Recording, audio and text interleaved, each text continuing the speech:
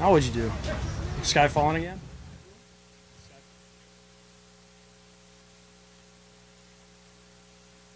So where the Eagles are done, were you happy with what was accomplished? I thought today was good. It was toasty, and thought we got good work in. Guys had to battle through.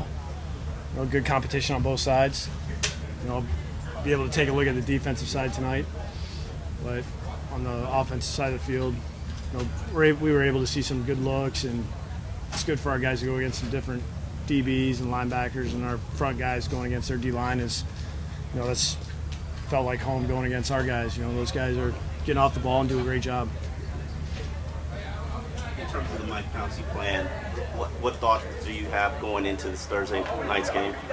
We're play by ear a little bit. It's going to be a lot of communication between me and him. Right now, we're going to start the game with him and see how it goes. And I just wanted to make sure I got my last confirmation from him that he was ready to go and wanted to play in a preseason game.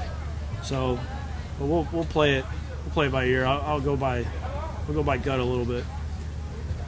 With Jesse Davis, what has he done to sort of elevate himself from practice squatter to potential starter? He just put his head down and just kept working. We were actually talking about it probably about 2 weeks ago about how he's really improved in the weight room. His knowledge of the offense is as good as anybody else. It doesn't seem too big for him. He gets in there and competes, and I like the way that he's been handling himself with kind of a lot of the injuries that we've had, and he's had to move around quite a bit. Last week he practiced at right tackle the whole week, and we thought we were going to go with, Steen at left guard and Brendel at center, and then we kind of made a switch when Urbic went out, and we didn't want to have both our centers there and playing together in that first group, so Jesse got thrown in there at left guard, and he battled, knew what to do. There was very short notice for him. Not today because obviously you with the offense, but through yesterday, what kind of camp has Charles Harris had? I think it's one of those situations when we're getting the preseason and we're actually in games, he's creating a lot of pressure, and you just can't get frustrated because you don't have sacks. And we've been talking about it is we can't focus so much on sacks. We got to think about pass disruption. Are we getting hurries? Are we getting hits? Are we getting sacks all together? That's what's really the most important thing. If the quarterback has to get rid of the ball sooner than he wants to, that's what we're looking for. We might not always get home, but he's feeling you rush, and he's doing that right now. We haven't had the sack numbers, which for me I really don't care about. I want pressure on the quarterback, and I think he's doing that. I think it is. There's some things that's going to be a little bit of a learning curve. It gets, you see some of the run games that you see at this level, it's different. You start seeing traps and lambs, and guys are starting to pop runs up the middle, and you're not really involved in the play, and then all of a sudden you get the power run schemes. It's going to take time. We're going to have to keep developing, and we're going to have to keep learning. When you're in college, you see a lot of zone reads. You don't really see the two-back offenses, and you'll see it more at this level. To my untrained eye, and I don't know anything, T.J. McDonald looks like an intimidating guy back there.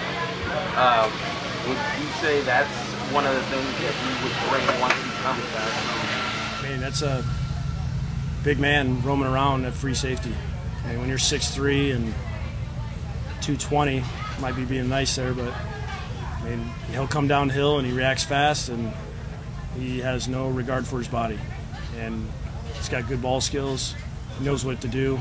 Smart football player, and with him back there, guys know that he's roaming around, and it's a little different for him because last year he was doing completely different. He was almost playing linebacker last year, and to see him back there and the way he moves around is really impressive for a guy that size. I know training camps advantageous for everyone, but if there's someone who might not need the work, can't wait yet, he says he loves it. What do you see out there from him? Well, that's why you see a guy coming back year after year. And, I think when that stuff becomes kind of you don't want to do it anymore, that's probably when most guys they don't do it anymore. They retire. And I don't see that from him. I see a guy that comes out every day, he works hard, he goes as hard as anybody that's on the defense and on offense, and he's always trying to get better, and he's trying to get in a rhythm with the D tackles, and when we kind of do some things where him and other ends are together, I mean, he's got a special knack to be able to just keep coming back, and he just looks like a 25-year-old kid out there running around, full of energy and just looking to get better every day. How would you anticipate Juwan playing on Thursday? I think so, unless we have any kind of setback. I think we got a shot to have closer, to having that first unit out there. So, but I just don't want to get too far ahead of myself. I still got to talk to him, make sure that he feels good, and then we'll get through tomorrow, which is only a walkthrough. But I don't get too far ahead of myself after some of my experiences last year. How would you describe sort of any internal conflict or discussions that you go through about the preseason? How many games there are, how long your starters should go in each game, the risk of injury. Tell me about how much you think about that.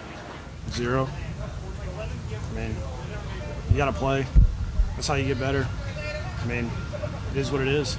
And that's, they tell us to play 4 games, we play 4 games. I mean, that's, when it comes to playing time and things like that, we kind of have our routine, and sometimes the flow of the game can change that, whether it be more or less. I know last year we were playing Dallas, and we came off the field, and I thought we're coming off a good drive, and all those guys were like, we're not coming out. We want to go another round.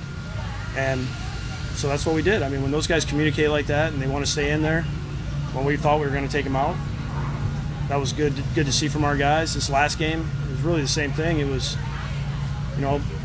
what we got was really what we were looking to get, and then Matt went in, and those guys stayed in another series, and that was good work for us.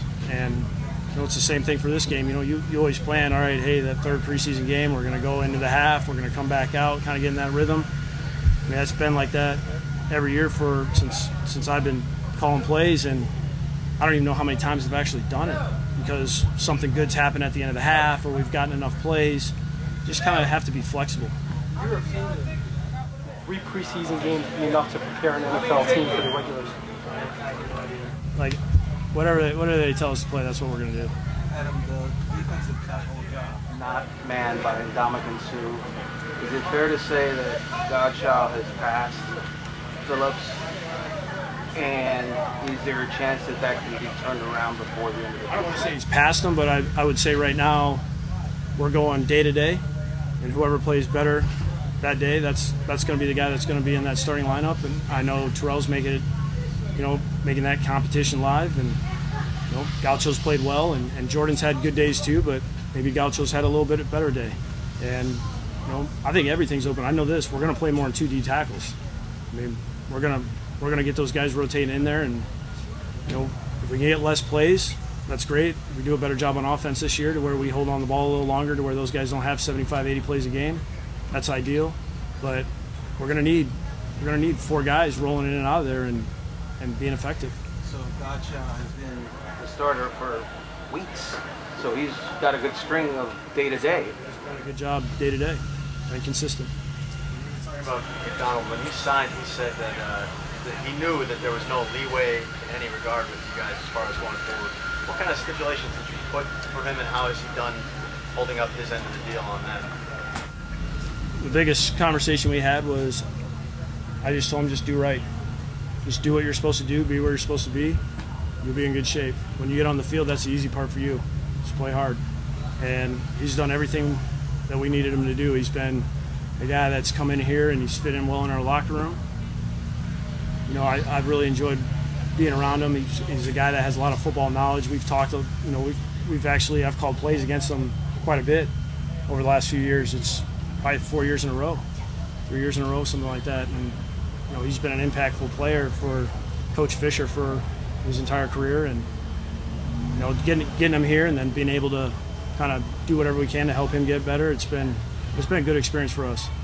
With Nate Allen, this is his second week really working with Rashad. How concerned are you about their chemistry or communication? When you got 2 guys that are veterans like that, like all 3 of those guys really do a good job, because they talk a lot. When they're having film sessions, those guys they're always together. They're always kind of figuring out ways, how do we work off of each other? How do they work off the linebackers? Plus having those 2 guys at linebackers too help. You know, when you have LT and you got Kiko, I mean, they know what they're doing too. So we got some veteran guys back there, kind of in that middle back half, that they're not afraid to talk to each other. Nobody's going to be shy about helping the other guy out or correcting the other guy, or hey, I thought we were doing this. I mean, there's not a lot of conversations that aren't being had by those guys. I feel like I saw some good stuff. Sorry, I feel like I saw some good stuff between Cutler and Kenny out here.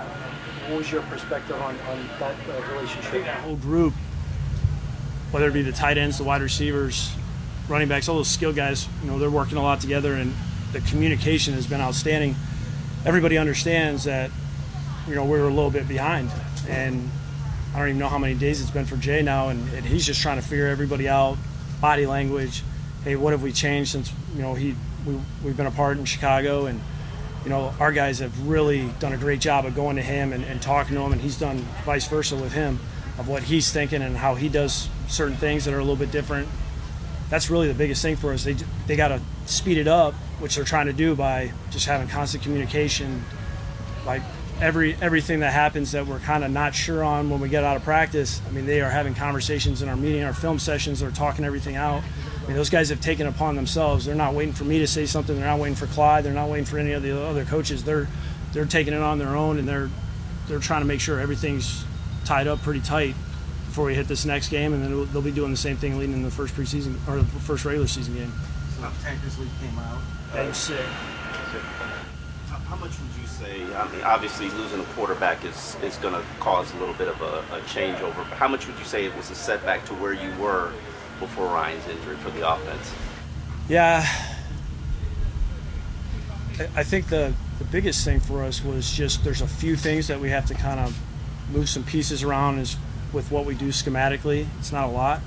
I think really most of the things that we had to get caught up was Jay just getting more comfortable in the pocket and then kind of understanding how our guys will play sometimes. And, you know, when there's a broken play, just getting used to everybody in that aspect as well. And it's really just kind of getting used to the guys you're playing with. I think that was just really the thing that we were looking to trying to speed up as fast as possible. When you say Tankers are sick, do you mean like illness or hydration? That was just illness as far as I was told. With Jay, he sort of has a pocket presence to him or ability to extend plays. Is that something that you game plan for or you talk to playmakers about? Yeah, it's really a feel. That's what I'm talking about with broken plays and guys getting used to kind of playing off each other.